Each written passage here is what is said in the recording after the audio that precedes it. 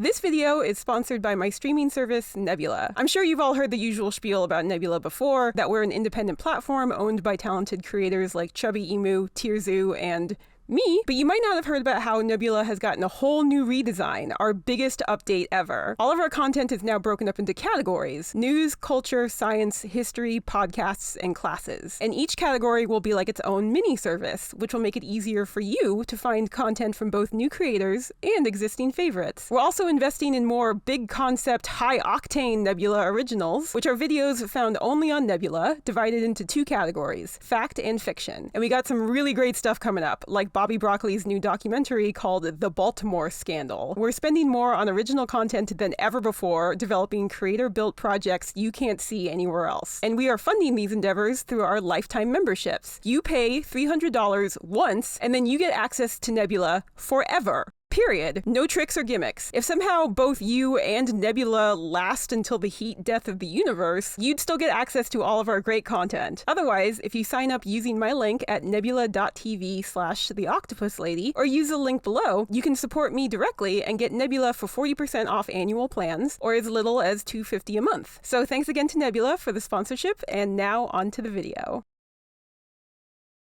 Hi, I'm the Octopus Lady, you're watching Alien Ocean, and let's talk about frogfish today, shall we? So frogfish are, and this is the scientifically accurate way to describe them, extremely goofy looking. And I'm so excited to talk about them today because, as I've mentioned briefly in a couple other videos, I am an absolute sucker for goofy looking fish, and oh man, do these fish get goofy looking. But I'm getting ahead of myself. We gotta do the usual stuff first. Frogfish are part of the order Lophiiformes, meaning they are related to another very interesting group of fish, but I'll talk about that later. And more specifically, they make up the family Antennariidae. Nailed it? They're found all over the world, mostly along the coasts and in waters around 20 degrees Celsius, with the exception of Histrio, or the sargassum frogfish, which is found floating out in the middle of the ocean on big old mats of sargassum algae. By the way, another thing I'm an absolute sucker for is when an organism has the same name, like twice for its scientific name, like Histrio, Mola, and this is apparently pronounced Boops, but I'm never going to pronounce it like that. No one should ever pronounce it like that. The oldest fossils we found of a frogfish dates back to about 53 million years ago, which means they might have first showed up around the same time as moray eels and sacoglossan slugs. And I don't really know where to put them on my fossil timeline thing, so I guess I'll just stick them here. God, this looks terrible. Now, with all that out of the way, let's talk about how goofy looking frogfish are. Because their goofy lookingness kind of makes it seem like they're bad at being fish. See, first off, most fish are sort of, sleek. They're not all built like swordfish, of course, but most fish basically have a fusiform body plan, so tapered at the ends and wider in the middle. This is a good body plan to have if you need to move through a relatively dense medium like water, but frogfish do not subscribe to this body plan. I have seen them be described repeatedly as globose, which basically just means spherical. They're a spherical fish. They're like Boggy the Froggy from Fantasy High, except they're Boggy the Frog fish.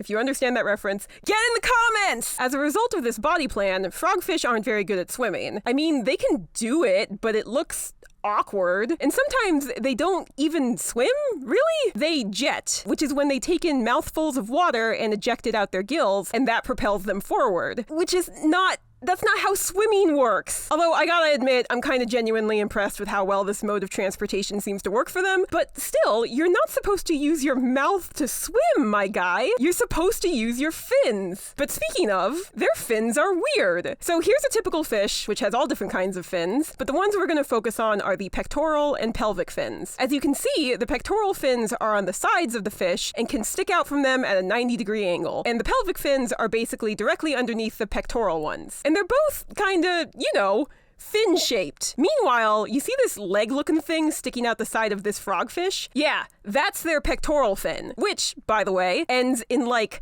a hand. Like, it kind of looks like they have a hand at the end of their pectoral fins. And I realize that most people will probably think that's kind of unsettling, but I think it's kind of cute. They can even grasp things in their fins, I guess. I don't know, that just makes me want to hold hands with a frogfish. Like, I just think that would be really cute. And as for their pelvic fins, hold on, I got the perfect photo for this.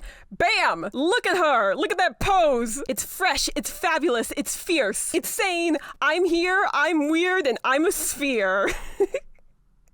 So dumb. But yeah, these things that are not directly underneath their pectoral fins and kind of look like feet, I guess, those are their pelvic fins. Frogfish just unsubscribed hard from the typical fish body plan, didn't they? And the reason why frogfish have fins like this is because they walk everywhere. That's the primary way that they move around. Although, they're not the greatest at that either. Like, look at this guy. He looks like he's stumbling out of a frat house on a Sunday morning. He can barely keep himself upright. Ugh, he's perfect. You're perfect, my darling. Never change. You hear me, evolution? You do not let frogfish get better at walking. You understand? You leave them alone. You can often find frogfish walking around on rocks, coral reefs, and sandy-bottomed substrates. Or at least, in theory, you can see them walking around, except they're, like, really good at blending in with their surrounding environment, and they're capable of doing this in multiple different ways. Multiple different ways, some of you might be saying right now. Isn't there only one way you can blend in with your surrounding environment, and that's through camouflage? Which, yes, but also, no. Okay, so we're gonna get a little pedantic with the definition of that word in this video. So, camouflaging is not just when an animal imitates their background or the substrate they're on. They are specifically imitating background or substrate that is uninteresting. They're trying to look uninteresting to their predators or their prey, or both. Camouflaging can also be called passive resemblance or passive mimicry,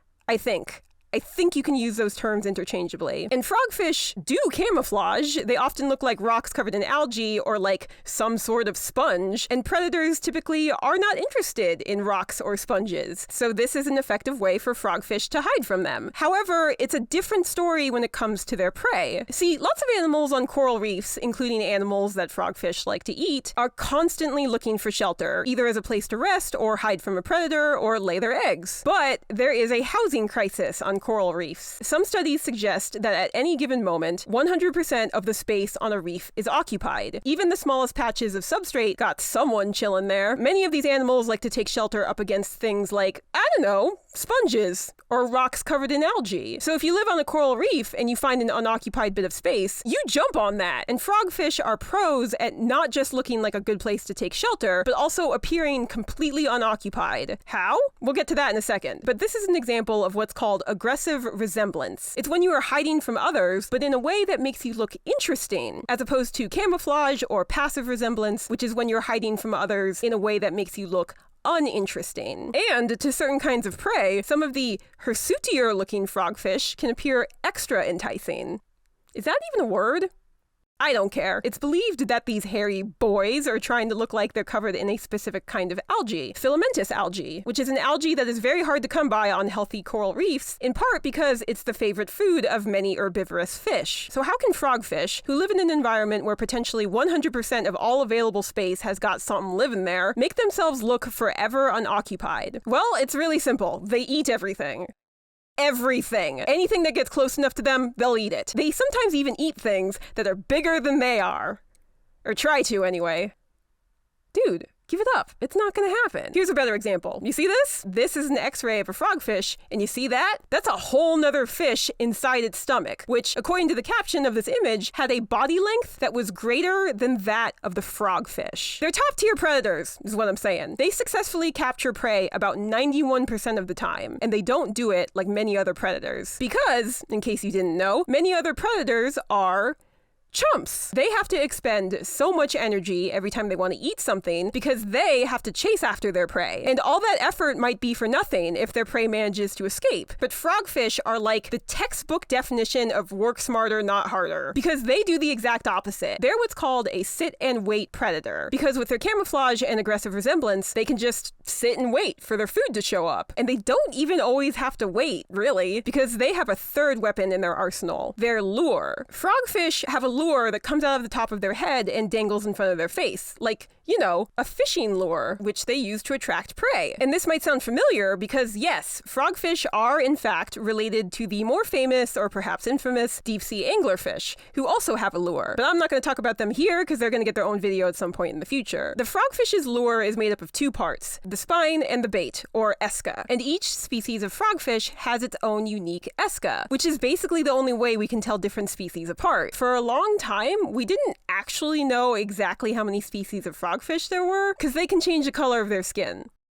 Did I mention that yet? Yeah, that's another thing that they can do, is change the color of their skin into all different kinds of colors. Yellow and black and white and orange and whatever is going on here. Like, these are all the same species of frogfish, which is wild, and explains why we didn't know for a long time exactly how many there actually were. Because, TBH, I wouldn't have thought these were all the same species. And presumably, the reason frogfish change the color of their skin is so they can adapt to new areas they wander into. If a frogfish is in an area with a lot of yellow sponges, and then stumbles drunkenly into an area with a lot of pink rocks, they'll change the color of their skin accordingly. Anyway, lures, spines, esci.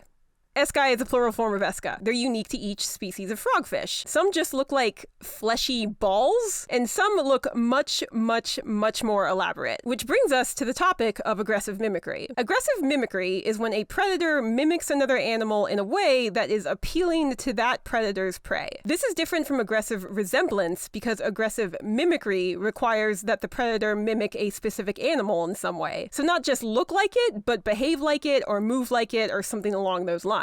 Aggressive resemblance is more like when an animal imitates usually non-living things in their environment. I think. It was really confusing to try to figure out the differences between aggressive mimicry and aggressive resemblance and passive mimicry and protective mimicry and camouflage. But that's what makes the most sense to me. Hopefully I got that right. So there are frogfish that have lures that look like typical worms, lures that look like feather worms, sorta, lures that look like small fish, I guess, lures that look like tiny shrimp, supposedly, and lures that look like amphipods. Okay, this one I can kind of see, but the others, maybe if we see them move, it makes more sense. Like, okay, this definitely looks like a fish to me. This one's definitely supposed to look like a worm, and I think this one is supposed to look like a shrimp. I think. It looks like something. And apparently frogfish also release chemicals into the water that makes their lure smell good to prey, and the lure of at least one frogfish is capable of biofluorescence, which is not the same thing as bioluminescence, which their deep-sea anglerfish cousins do, but I don't got time to explain the differences here, so if you want to learn more about bioluminescence in specific, go check out my videos about dinoflagellates. Otherwise, pause and read this. Anyway, some researchers found that the worm-like esca of the hairy frogfish glowed bright orange under certain lighting conditions, and as you can see in this video, there are worms swimming around that are nearly the same size as the frogfish's esca, and they glow bright orange too. And all of this is aggressive mimicry. Like, aggressive mimicry, right? Frogfish are pulling out all the stops. They're not just making their lures look like other animals, but also move like other animals, smell like other animals, and sometimes even glow like other animals. Combine that with their aggressive resemblance, so looking like a nice, cozy, unoccupied bit of rock that also might be covered in really tasty algae, and frogfish are just prey-attracting machines. They're like the perfect vacation home with all the amenities. Step aside, Airbnb. We got water F in F now. That was a really bad joke. Of course, attracting prey isn't enough to make you a good predator. You gotta be able to catch it, too. And frogfish have got catching their prey on lock. So there's 3 recognized phases to frogfish capture.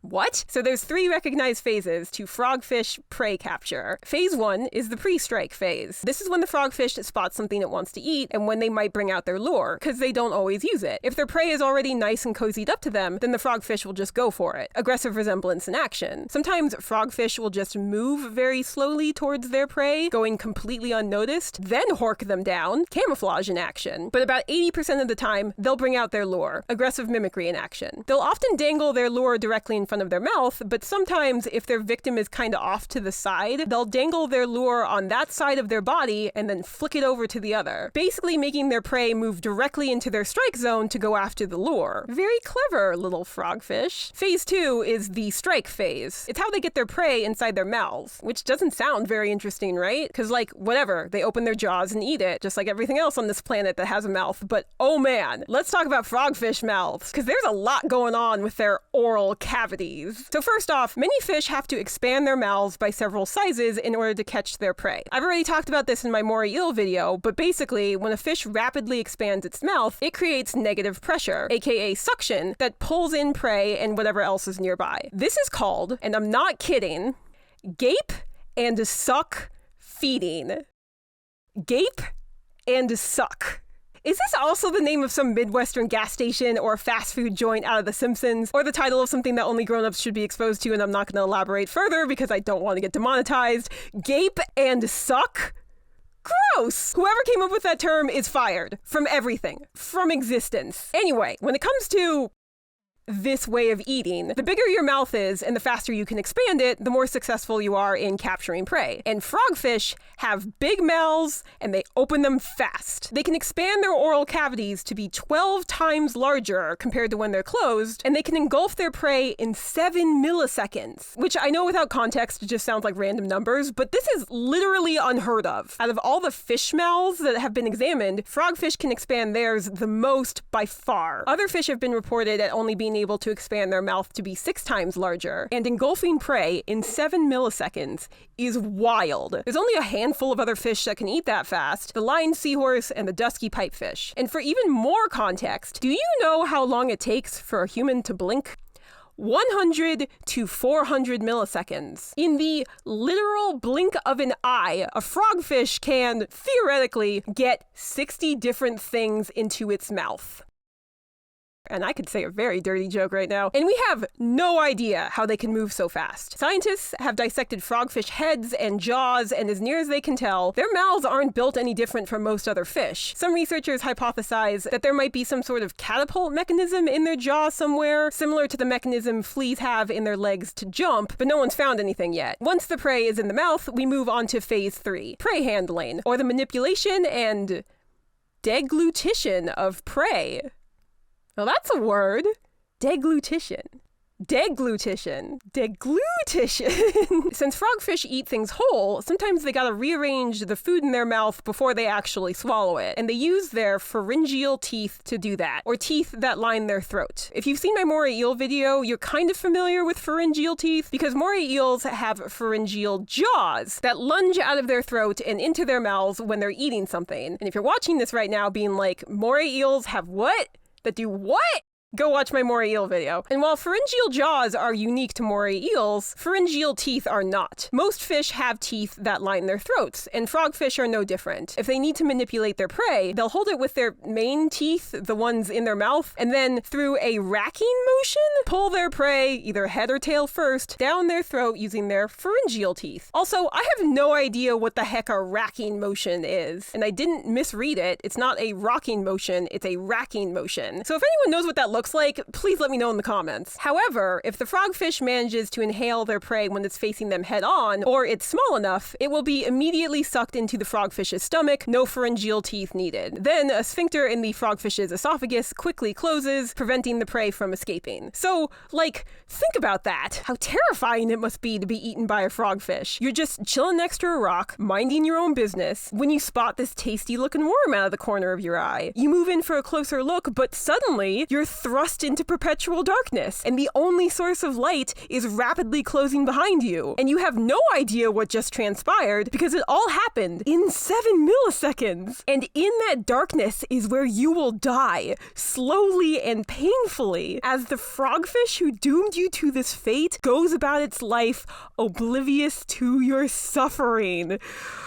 Oh, nightmare. That sounds like something out of a nightmare. Frogfish are the darkest of dark horses. They're so goofy, and they're so awkward, and they're so terrifying. And I love that. I love when some derpy-looking animal is actually way more impressive or formidable in a way that no one expects. I mean, seriously, if I showed you these 3 predators and asked, which one do you think catches its prey 91% of the time, would you guess this one?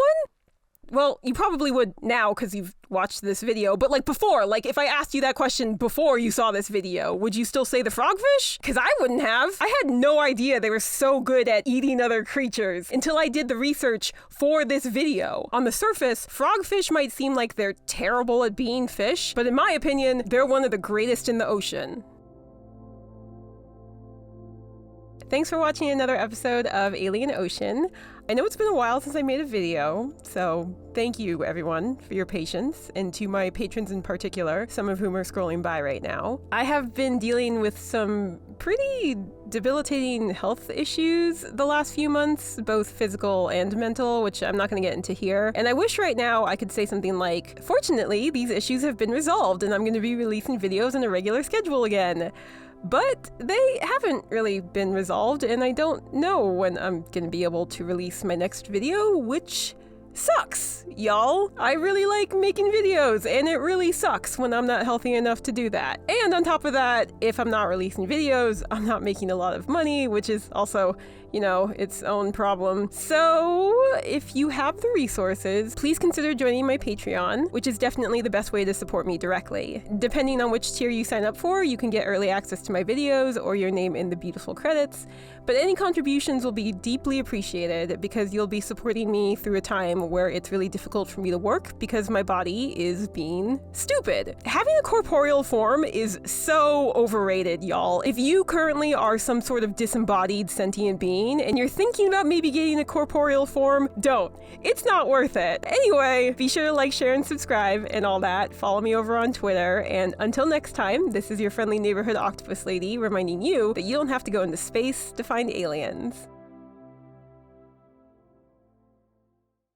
Hey, so I found some photos I wanted to use in my video, but couldn't find a good place for them, so I'm putting them here. Like this one. Someone needs to caption this. Like, me, my super cool and extroverted friend who adopted me for some reason. Or, me, the baddie I pulled by telling them weird marine biology facts. I don't know, come up with your own, down in the comments. Frogfish either look like they're the perfect example of not a single thought behind those eyes, or they're having the most existential crisis to ever existentially crisis about. This is a baby warty frogfish, and look at her! She's tiny! She's small! She's wee!